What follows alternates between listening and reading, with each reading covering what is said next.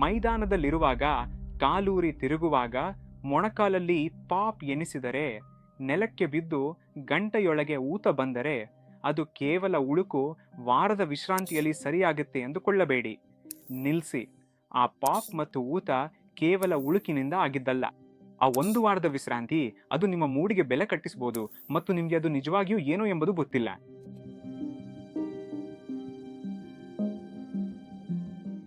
ಆ ಕ್ಷಣದಲ್ಲಿ ನಿಜವಾಗಿ ಏನಾಗ್ತಿದೆ, ಆ ವಿಶಿಷ್ಟವಾದ ಆಳವಾದ ಯಾಂತ್ರಿಕ ಶಬ್ದವು ಮೂಳೆಯೊಳಗಿಂದ ಬರುತ್ತಿದೆ.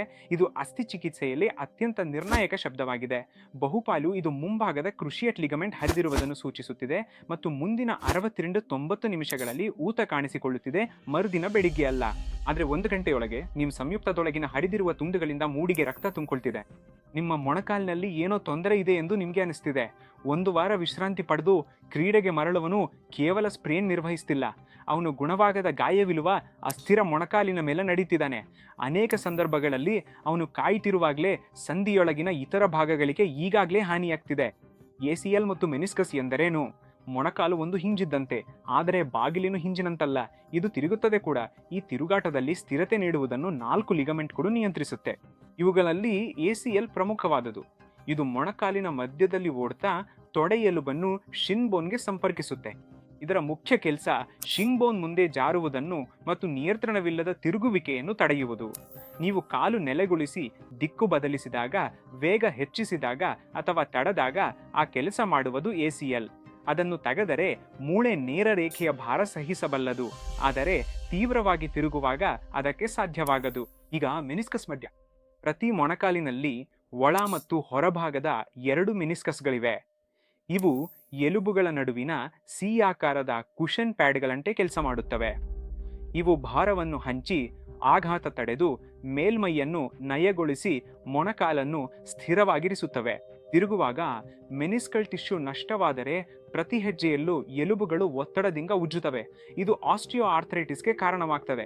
ACL ಮತ್ತು ಮೆನಿಸ್ಕಸ್ ಮೊಣಕಾಲಿನಲ್ಲಿ ಗಾಯಗೊಳ್ಳುವ ಪ್ರಮುಖ ರಚನೆಗಳು. ಗಂಭೀರ ಗಾಯಗಳಲ್ಲಿ 50-70% ಇವೆರಡು ಒಟ್ಟಿಗೆ ಗಾಯಗೊಳ್ತವೆ. ಒಂದು ಹೋದಾಗ ವೈದ್ಯರು ಇನ್ನೊಂದನ್ನು ಪರೀಕ್ಷಿಸ್ತಾರೆ.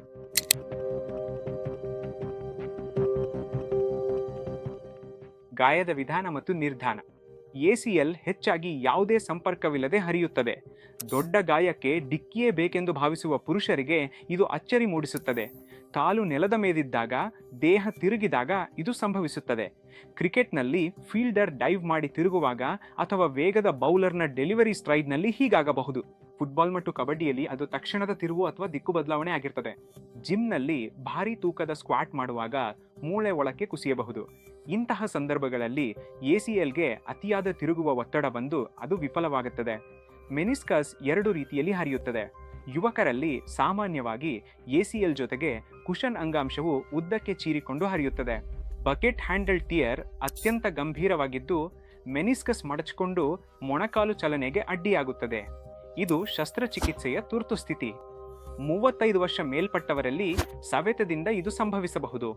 ಸ್ಕ್ವಾಟ್ ಮಾಡುವುದು, ಹೆಚ್ಚು ಹೊತ್ತು ಕುಳಿತು ಏಳುವುದು ಅಥವಾ ಕಾರಿಂದ ಇಳಿಯುವಾಗ ಮೆನಿಸ್ಕಸ್ ಹರಿಯಬಹುದು.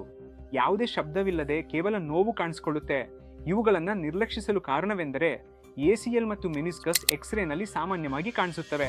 ಎಕ್ಸ್ರೇಗಳು ಕೇವಲ ಎಲುಬುಗಳನ್ನು ತೋರಿಸುವುದರಿಂದ ಮೃದು ಅಂಗಾಂಶದ ಗಾಯ ಪತ್ತೆ ಹಚ್ಚಲು MRI ಸ್ಕ್ಯಾನ್ ಅಗತ್ಯವಿದೆ. ಒಬ್ಬ ವ್ಯಕ್ತಿ ಕ್ಲಿನಿಕ್ಕಿಗೆ ಹೋಗಿ ಎಕ್ಸ್ರೇ ಮಾಡಿಸಿ ಎಲುಬು ಚೆನ್ನಾಗಿದೆ ಎಂದು ಮಾತ್ರೆಗಳೊಂದಿಗೆ ಮನೆಗೆ ಕಳಿಸಲ್ಪಟ್ಟನು. ಅವನ ಗಾಯವನ್ನ ಯಾರೂ ಗುರುತಿಸಲಿಲ್ಲ. ಯಾವುದೇ ಗಂಭೀರವಾದ ತೀವ್ರ ಮೊಣಕಾಲು ಗಾಯಕ್ಕೆ MRI ಅನಿವಾರ್ಯವಾಗಿದೆ.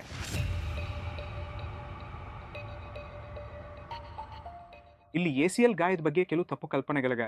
ಸಾಕಷ್ಟು ವಿಶ್ರಾಂತಿ ಪಡೆದ್ರೆ ACL ಗುಣವಾಗುತ್ತೆ ಅನ್ನೋದು ತಪ್ಪು. ACL ಗುಣವಾಗಲ್ಲ. ಇದು ಸರಿಯಾದ ನಿರೀಕ್ಷೆ ಅಲ್ಲ. ಇದು ಜೈವಿಕ ಸತ್ಯ. ACL ಮೊಣಕಾಲಿನ ಸೈನೋವಿಯಲ್ ದ್ರವದಲ್ಲಿ ಮುಳುಗಿರುತ್ತದೆ. ಈ ದ್ರವವು ಅಂಗಾಂಶಗಳ ಪುನರುತ್ಪತ್ತಿಗೆ ಬೇಕಾದ ರಕ್ತ ಹೆಪ್ಪುಗಟ್ಟುವಿಕೆ ಮತ್ತು ಗುಣಮುಖವಾಗುವ ಪ್ರಕ್ರಿಯೆಯನ್ನು ತಡೆಯುತ್ತದೆ. ACL ಹರಿದಾಗ ಅದರ ತುದಿಗಳು ಹಿಂತೆಗೆದುಕೊಳ್ತವೆ. ಅಕ್ಕನ ಪುನರ್ವಿಕಾಸಕ್ಕೆ ಯಾವುದೇ ಆಧಾರವಿದೆಯಾ? ವಿಶ್ರಾಂತಿ, ಫಿಸಿಯೋಥೆರಪಿ ಅಥವಾ ಪೂರಕ ಆಹಾರಗಳು ಹರಿದ ACL ಅನ್ನು ಸರಿಪಡಿಸುವುದು. ವಿಶ್ರಾಂತಿ ಮತ್ತು ಪುನಶ್ಚೇತನದಿಂದ ಏನ್ ಸಾಧ್ಯ? ಕಡಿಮೆ ಚಟುವಟಿಕೆ ಇರುವ ವಯಸ್ಸಾದವರಿಗೆ ದಿನನಿತ್ಯದ ಕೆಲಸಗಳಿಗೆ ಸ್ನಾಯು ಬಲವರ್ಧನೆ ಸಾಕು. ಆದರೆ ಕ್ರೀಡಾಪಟುಗಳಿಗೆ ಅಥವಾ ದೈಹಿಕ ಕೆಲಸ ಮಾಡುವವರಿಗೆ ಸ್ಥಿರವಾದ ಮೊಣಕಾಲು ಅಗತ್ಯ. ಇಂಥವರಲ್ಲಿ ACL ಕೊರತೆ ಎಂದರೆ ಅದು ಕ್ಷಯವಾಗುತ್ತಿರುವ ಮೊಣಕಾಲು ಎಂದರ್ಥ. ಪ್ರತಿ ಬಾರಿ ಮೊಣಕಾಲು ಜಾರುವುದು ಕಾರ್ಟಿಲೇಜ್ ಮತ್ತು ಮೆನಿಸ್ಕಸ್ಗೆ ಇನ್ನಷ್ಟು ಹಾನಿಯನ್ನುಂಟು ಮಾಡುತ್ತದೆ. 20ರ ಹರೆಯದವರಲ್ಲಿ ಗೌಪ್ಯವಾಗಿ ಸಂಧಿವಾತ ಬೆಳೆಯುತ್ತಿದೆ. ನನಗೆ ACL ಶಸ್ತ್ರಚಿಕಿತ್ಸೆಗೆ ವಯಸ್ಸಾಯಿತು. ನನಗೀಗ 42. ಇದು ಕೇವಲ ಯುವ ಕ್ರೀಡಾಪಟುಗಳಿಗಾಗಿ. ACL ಪುನರ್ನಿರ್ಮಾಣಕ್ಕೆ ವಯಸ್ಸು ಮುಖ್ಯ ಸೂಚಕವಲ್ಲ, ಚಟುವಟಿಕೆ ಮಟ್ಟವೇ ಮುಖ್ಯವಾಗಿದೆ. ಶಸ್ತ್ರಚಿಕಿತ್ಸಕ ಕೇಳುವ ಪ್ರಶ್ನೆ ನಿಮ್ಮ ವಯಸ್ಸು ಎಷ್ಟು ಎಂಬುದಕ್ಕಿಂತ ಈ ಮೊಣಕಾಲಿನಿಂದ ನಿಮಗೆ ಏನ್ ಬೇಕು ಎಂಬುದಾಗಿದೆ. ವಾರಾಂತ್ಯದಲ್ಲಿ ಕ್ರಿಕೆಟ್ ಆಡುವ, ಮಗನ ಫುಟ್ಬಾಲ್ ತಂಡ ತರಬೇತಿಸುವ, ಓಡುವ, ಜಿಮ್ಮಿಗೆ ಹೋಗುವ ಅಥವಾ ಕುಳಿತು ತಿರುಗುವ ದೈಹಿಕ ಕೆಲಸದ 42 ವರ್ಷದವನು 24 ವರ್ಷದವನಂತೆ ತನ್ನ ಮೊಣಕಾಲಿಗೆ ಅಷ್ಟೇ ಬೇಡಿಕೆ ಇಡುತ್ತಾನೆ. ಶಸ್ತ್ರಚಿಕಿತ್ಸೆಯ ಸೂಚನೆ 30ರಿಂದ 40ರ ವಯಸ್ಸಿಗೆ ಸೀಮಿತವಲ್ಲ. ಶಸ್ತ್ರಚಿಕಿತ್ಸೆಯ ಚರ್ಚೆಯ ವಿಷಯವೆಂದರೆ ತೀವ್ರವಾದ ಅಸ್ಥಿ ಸಂಧಿವಾತದ ಇರುವಿಕೆ. ಅಲ್ಲಿನ ಪರಿಹಾರವೆಂದರೆ ಹೆಚ್ಚು ಸೂಕ್ಷ್ಮವಾದ ಶಸ್ತ್ರಚಿಕಿತ್ಸಾ ಯೋಜನೆ. ಶಸ್ತ್ರಚಿಕಿತ್ಸೆ ಬೇಡವೆಂದಲ್ಲ.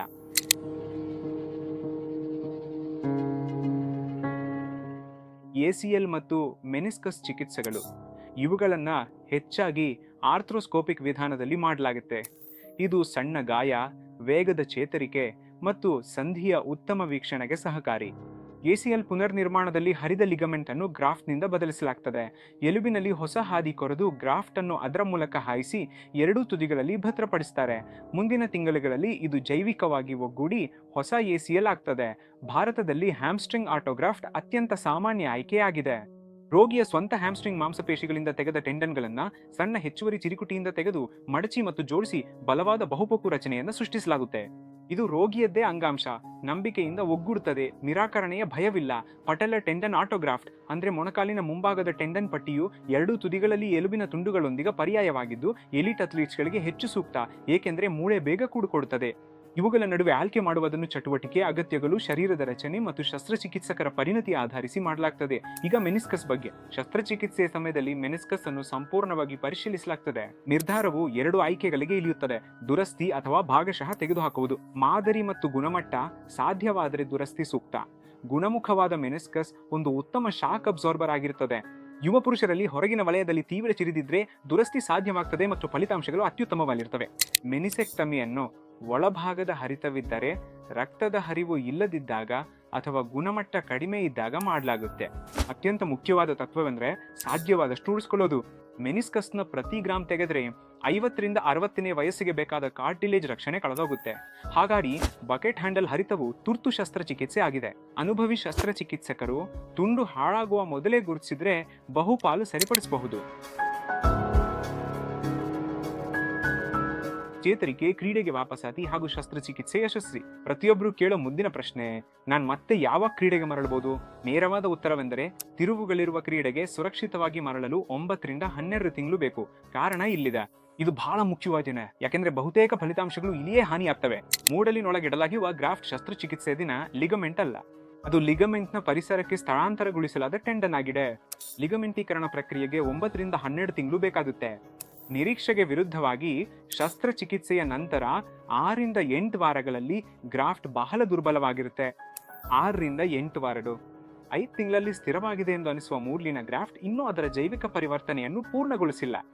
4 ಅಥವಾ 5 ತಿಂಗಳಲ್ಲಿ ಊತ ಕಡಿಮೆಯಾಗಿದೆ ಎಂದು ಕ್ರೀಡೆಗೆ ಮರಳಿದ ಪುರುಷರು ಜೈವಿಕವಾಗಿ ಬೆಂಬಲಿಸಲಾಗದ ರಚನಾತ್ಮಕ ತಪ್ಪು ಮಾಡುತ್ತಿದ್ದಾರೆ. 9 ತಿಂಗಳಿಗಿಂತ ಮೊದಲು ಕ್ರೀಡೆಗೆ ಮರಳುವ ಪುರುಷರಲ್ಲಿ ಮರುಹರಿತದ ಪ್ರಮಾಣವು ಬಹಳ ಹೆಚ್ಚಾಗಿದೆ.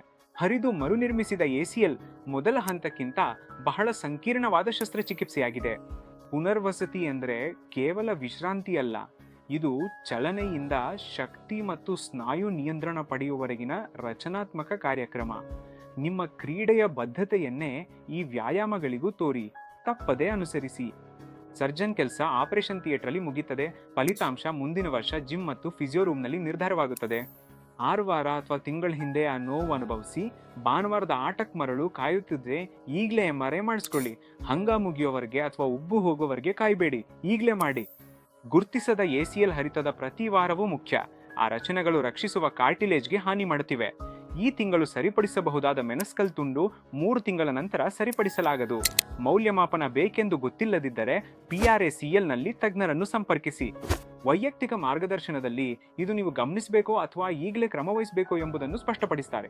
ಸರಿಯಾದ ಪರೀಕ್ಷೆ ಮಾಡಿ ಕಾರಣ ತಿಳಿದು ಚಿಕಿತ್ಸೆ ನೀಡಿ. ಇದು ಇಷ್ಟವಾದರೆ ಬೇರೆಯವರಿಗೂ ಹಂಚಿ. ಆರೋಗ್ಯದ ಬಗ್ಗೆ ಹೆಚ್ಚಿನ ಸಲಹೆಗಳನ್ನು ಪಡೆಯಲು ಬಯಸಿದರೆ ಚಾನಲ್ಗೆ ಸಬ್ಸ್ಕ್ರೈಬ್ ಮಾಡಿ ಮತ್ತು ನೋಟಿಫಿಕೇಶನ್ಗಾಗಿ ಬೆಲ್ ಐಕಾನ್ ಒತ್ತಿ.